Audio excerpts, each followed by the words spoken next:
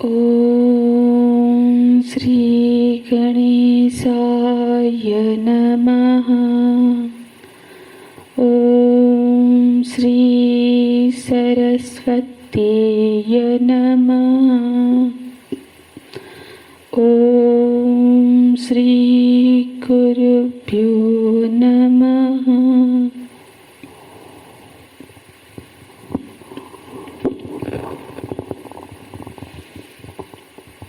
अविनाशी तु तद्विद्धि येन सर्वमिदं ततं विनाशमव्ययस्यास्य न कश्चित् कर्तुमर्हति न कश्चित् कर्तुमर्हति।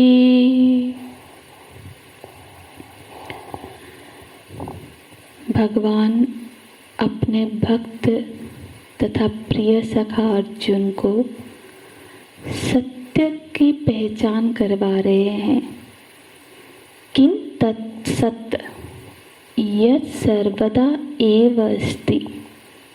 वो सत्य कौन सा है जो सदा रहता है। तत्सत्य त्वं विद्धि। उस सत्य को तुम जानो। क्योंकि उस सत्य को जान लिया तो मृत्यु का नाश हो जाएगा। उस सत्य को चित्त रूप से जान लिया तो अज्ञान मिट जाएगा। उस सत्य को आनंद रूप से जान लिया तो दुख दूर हो जाएगा। जीवन पुण्य ही उसको जान लेने पर ही होती है। मृत्यु, अज्ञान, दुख, असल में ये तीन वस्तुएं नहीं है। जिसे मृत्यु का भय है वही दुखी है और वही अज्ञानी है। इसीलिए तद्विद्धि, जो अपने स्वरूप का ज्ञान है उसे मिटाने के लिए ज्ञान प्राप्त करो। जब ज्ञान से अज्ञान मिट जाएगा तब मृत्यु का भय दूर हो जाएगा, दुख भी मिट जाएगा। और वो सत्य क्या है? बोलते हैं अविनाशी। अविनाशी, अबाधित। अविनाशी का अर्थ हुआ सत्स्वरूप, चित स्वरूप और आनंद स्वरूप। अतः अविनाशी वो है जिसमें मृत्यु, अज्ञान, दुख नहीं है और वो अद्वितीय है। इसलिए बोलते हैं येन सर्वमिदं ततं। येन सर्वमिदं ततं। सत तत्व जो सर्वव्यापी चैतन्य स्वरूप आत्मा या ब्रह्म, इसी ब्रह्म तत्व, इसी आत्म तत्व के द्वारा ये सारा जो जगत व्याप्त है।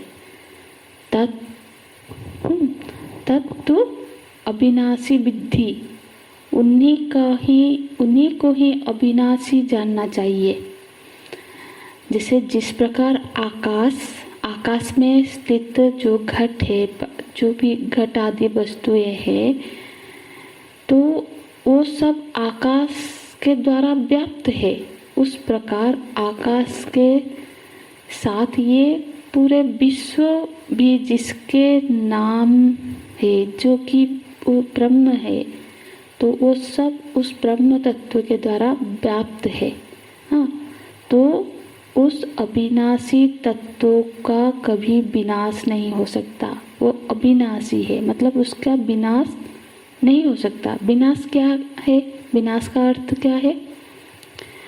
विनाशी वो है जो देश, काल तथा वस्तु के द्वारा परिच्छेद हो। यह परिच्छेद जिसमें है वही विनाशी अर्थात परिच्छिन्न है। जो पदार्थ उसका विपरीत है, मतलब जो परिच्छिन्न नहीं है, हाँ, तो सर्व परिच्छिन्न रहित जो वस्तु है वही अविनाशी हो सकता है। माने आत्मा जन्म मृत्यु रहित है एवं किसी प्रकार की परिच्छिन्नता उसमें संभव नहीं है। हाँ, अतः स्वस्वरूप आत्मा अविनाशी है। तत् उसको हमको उसी तत्व को तुम जानो। तो भगवान आगे बोलते हैं, विनाशम अव्ययस्यास्य न कश्चित् कर्तुम अर्हति। देखो, और कोई यदि उस सत्य का नाश करने पर तुल जाए तो फिर क्या होगा? तो बोलते हैं, विनाशम अव्ययस्यास्य न कश्चित् कर्तुम अर्हसि। कश्चित्, कश्चित् का अर्थ होता है कोई भी।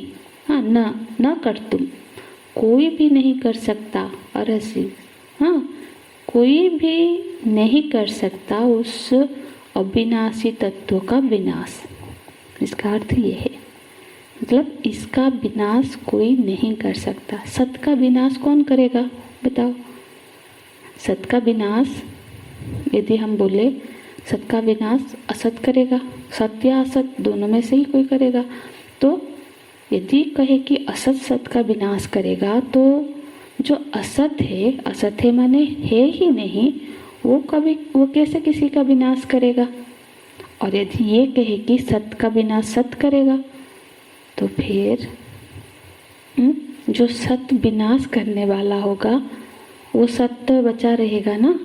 तो फिर सत का विनाश कहाँ होगा? तो सत्य जो स्वतः नाश नहीं हो सकता, जिसका नाश संभव नहीं है, यहाँ भगवान बोलते विनाशम अव्ययस्य। यहाँ अस्य पद इसलिए बोलते हैं क्योंकि देखो, दुनिया में कोई ऐसी चीज नहीं है जो इस अव्यय का विनाश कर दे। कोई चीज कैसे विनाश होता? कोई चीज कारण के मर जाने पर मर जाती है, नष्ट हो जाती है। कोई चीज कार्य के मर जाने पर मर जाती है, नष्ट हो जाती है। कारण के नाश से नाश, कार्य के नाश से नाश। हाँ, तो जब निमित्त के नाश से नाश और स्वरूपतः व्यय हो जाए, क्षय हो जाए, होने में वो स्वाभाविक नाश होता है ना। तो फिर यहाँ पे जो वस्तु है उसका कभी नाश नहीं हो सकता, उसका कभी व्यय नहीं हो सकता। हाँ, मतलब ह्रास नहीं हो सकता, ह्रास वृद्धि रहित है। क्योंकि जो इस अव्यय ब्रह्म का कोई भी विनाश क्यों नहीं कर सकता? क्योंकि अदर्शन संभव नहीं है। अव्यय का मतलब अव्यय कौन है? जिसका कभी व्यय नहीं होगा, जिसका कभी क्षय मतलब ह्रास नहीं होगा, क्षय नहीं होगा, तो वो अव्यय तत्व है। तो इसका दूसरा अर्थ हम भी ये भी बता सकते हैं कि जो अव्यय रहित है, मतलब अव्यय का किसको बोलते हैं? जैसे शरीर में हाथ पैर आदि अवयव है, तो जिसका कोई अवयव ही नहीं है तो आत्मा अवयव रहित है, अव्यय है। तो क्योंकि देह आदि की तरह अव्यय उसमें नहीं है, जो वो सत्य तत्व है, तो वो सभी की आत्मा है। इसीलिए कोई इसका विनाश कैसे करने में समर्थ होगा? कोई अपना ही आत्मा का विनाश कर सकता है क्या?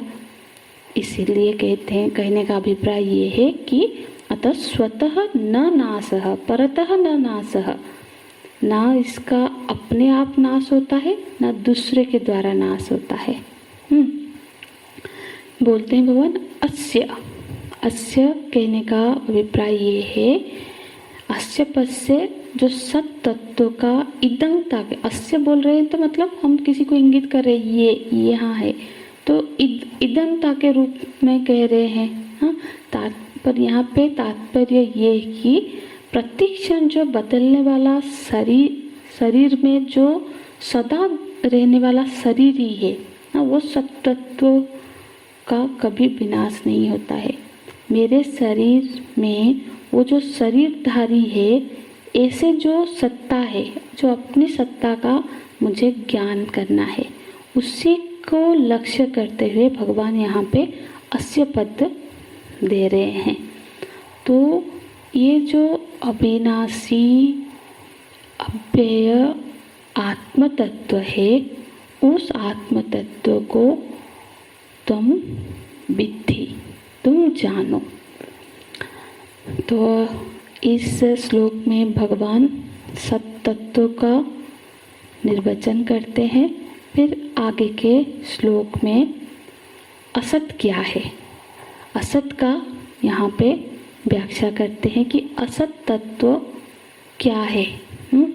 तो बोलते हैं अंतवंत इमे देहाः नित्यशक्तः शरीरिणः अनासीन अप्रमेयस्य तस्मात् युद्धस्य भारत।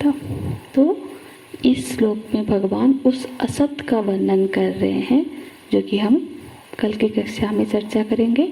हरि ओम तत्सत्। ओम पूर्णमदः पूर्णमिदं पूर्णात् पूर्णमुदच्यते पूर्णस्य पूर्णमादाय पूर्णमेवावशिष्यते।